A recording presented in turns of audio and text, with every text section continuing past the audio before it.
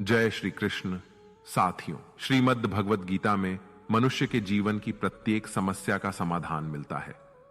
भगवद गीता ऐसे प्रेरणादायक संदेशों का महासागर है जो जीवन से निराश मनुष्य को आशाओं से भर देती है। मित्रों, मुझे पूरा विश्वास है कि इस वीडियो को पूरा अंत तक देखने और शांत मन से इसकी बातों को सुनने और समझने के बाद न केवल आपके मन को असीम शांति का अनुभव होगा, बल्कि आपके विचारों में और जीवन में भी बहुत ही सकारात्मक बदलाव अवश्य आएंगे।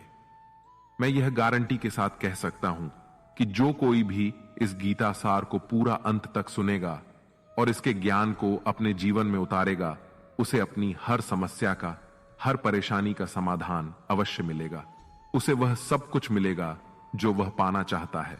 इसलिए इस भगवद गीता सार को आप हर रोज सुबह और रात में सोने से पहले अवश्य सुने।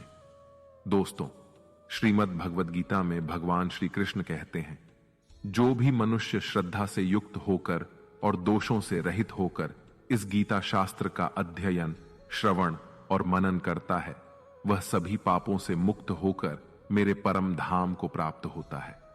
साथियों, इसीलिए कहा भी जाता है कि जिस घर में भी श्रीमद् भगवद गीता का पाठ हर रोज पढ़ा और सुना जाता है, उस घर में कभी कोई संकट या परेशानी नहीं आती।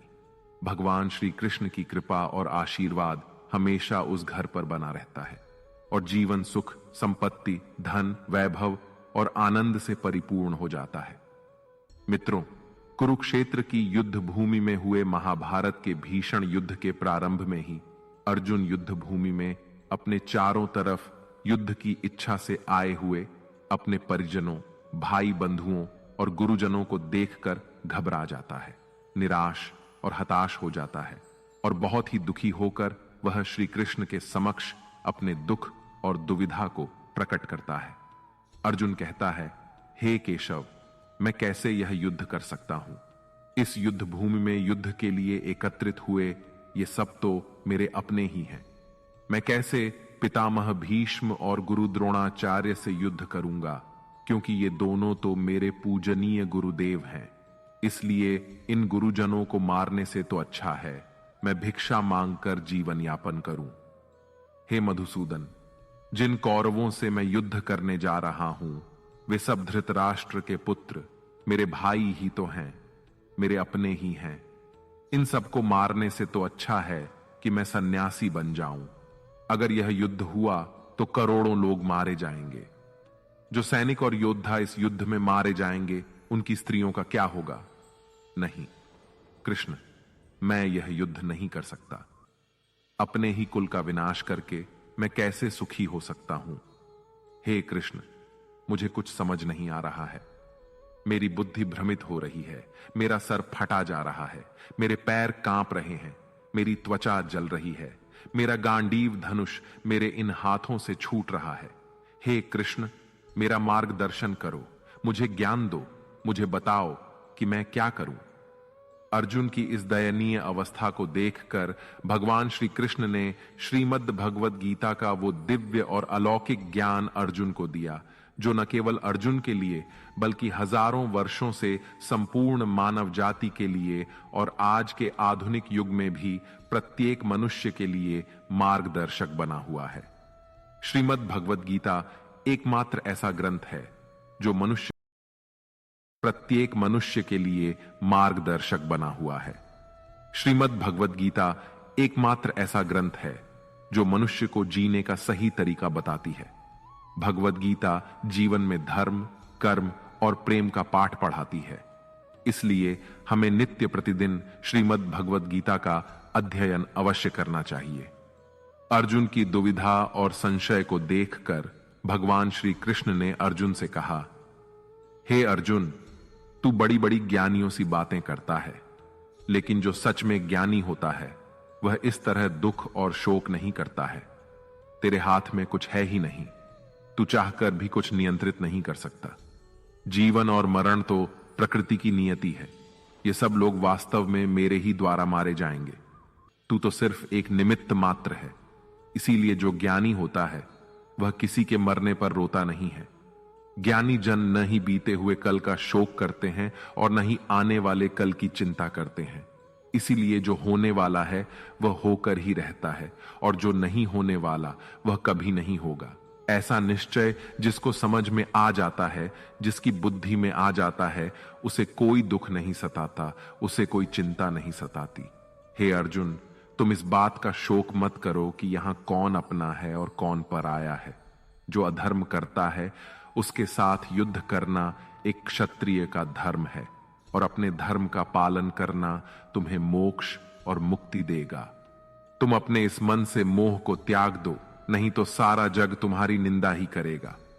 आज अगर तुम युद्ध नहीं करोगे तो सारा संसार तुम्हें नपुंसक और डरपोक कहेगा। यहां बात अपने पराये की नहीं है, यहां बात है धर्म और अधर्म की, बात सही और गलत की है। अगर तुम गलत को सहोगे, उसका अंत नहीं करोगे, तो गलत करने वाले को और अधिक बल मिलेगा, वह और भी अधिक अधर्म करेगा। इसलिए अपने मोह को त्याग करके तुम युद्ध करो। श्रीमद् भगवत गीता में भगवान श्री कृष्ण कहते हैं, हे अर्जुन, यह संसार मेरी ही माया है, यह संसार मुझसे ही उत्पन्न हुआ है। मैं ही इसका पालन पोषण करता हूं और मैं ही इस सृष्टि का विनाश भी करता हूं। मैं भूत, वर्तमान और भविष्य के सभी प्राणियों को जानता हूं, लेकिन वास्तविकता में मुझे कोई नहीं जानता। श्री कृष्ण कहते हैं, जिस तरह प्रकाश की ज्योति अंधेरे में चमकती है, ठीक उसी प्रकार सत्य भी चमकता है। इसलिए मनुष्य को हमेशा सत्य की राह पर ही चलना चाहिए। मृत्यु एक अटल सत्य है जिसे कभी बदला नहीं जा सकता है।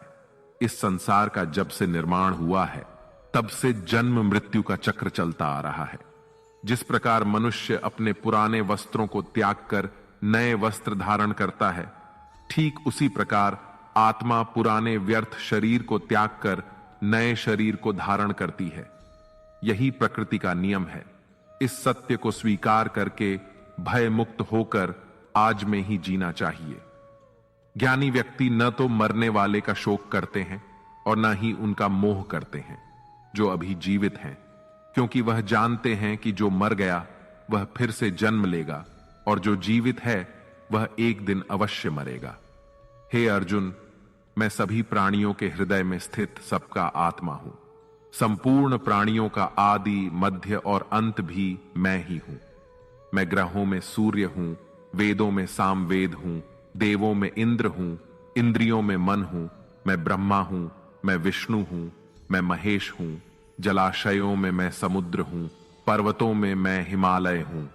इस संपूर्ण संसार में तुम जो कुछ भी देख पाते हो सब मैं ही हूं। भगवान श्री कृष्ण कहते हैं, मन की शांति से बढ़कर इस संसार में कोई भी संपत्ति नहीं है। जिस व्यक्ति ने अपने मन को शांत रखना सीख लिया है, उससे ज्यादा धनवान इस संसार में कोई नहीं। मनुष्य के दुखों का कारण उसका मोह है।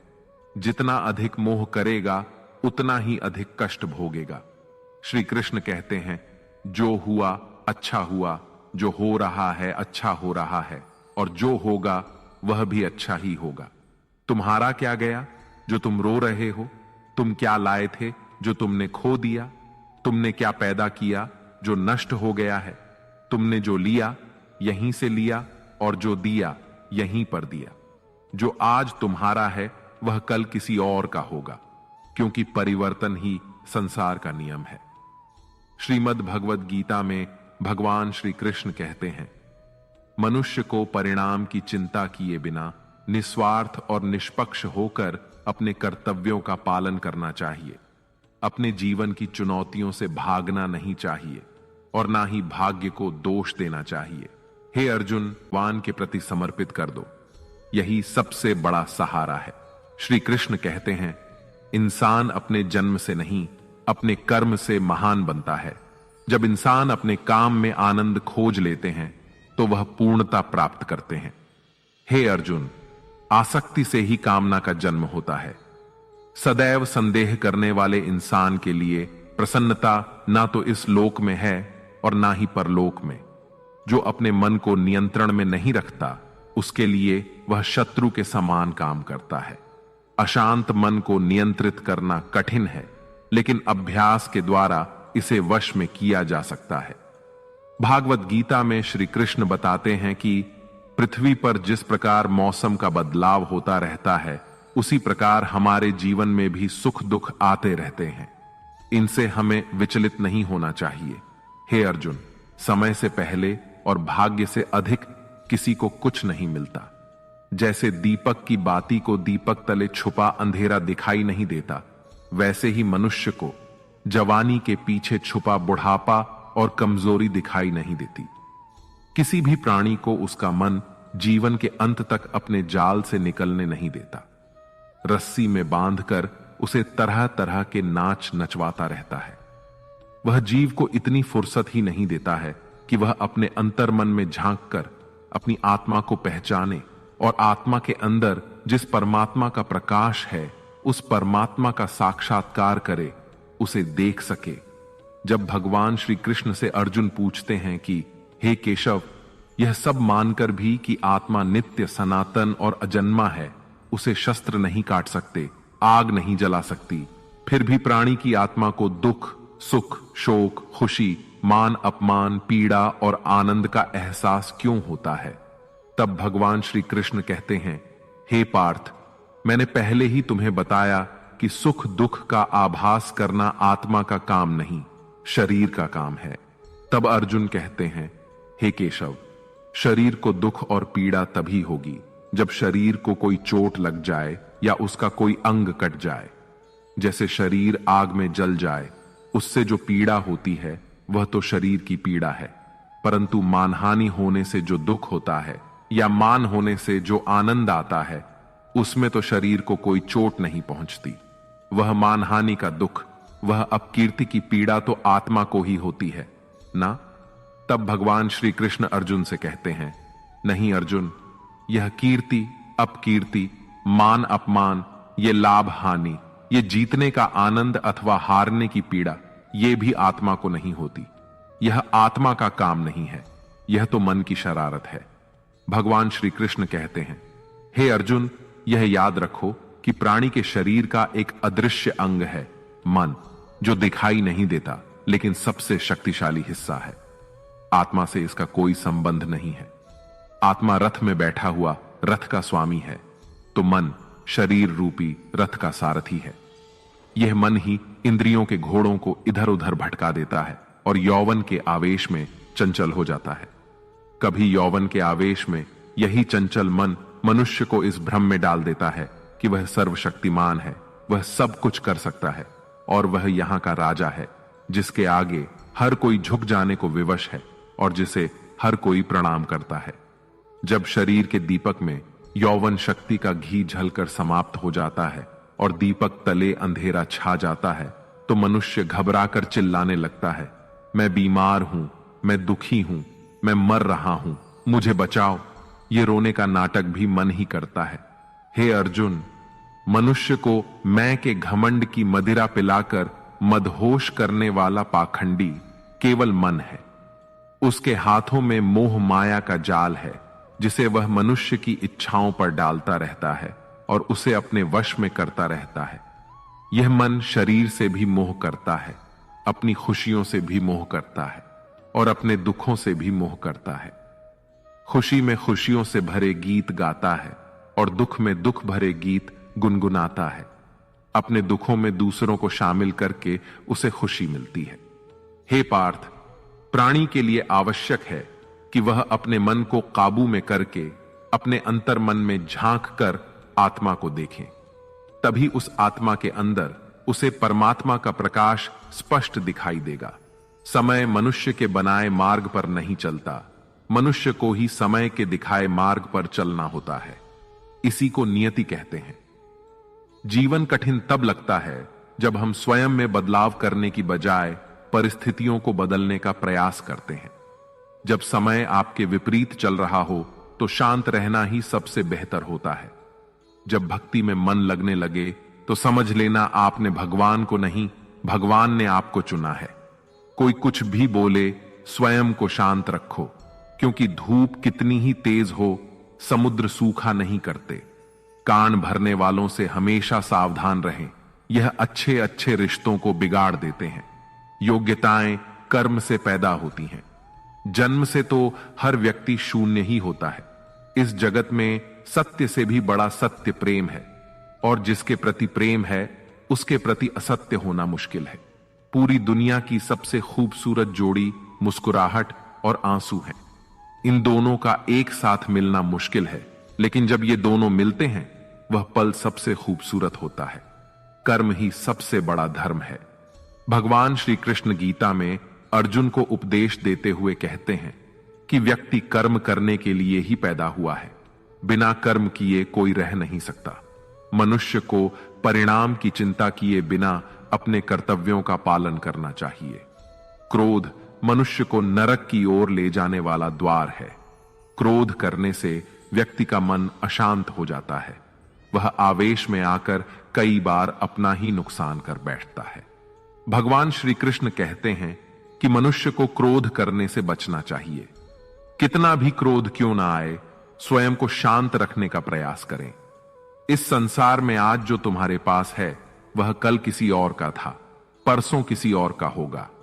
तुम यहां खाली हाथ आए और खाली हाथ ही जाओगे। मन पर नियंत्रण रखना जरूरी है।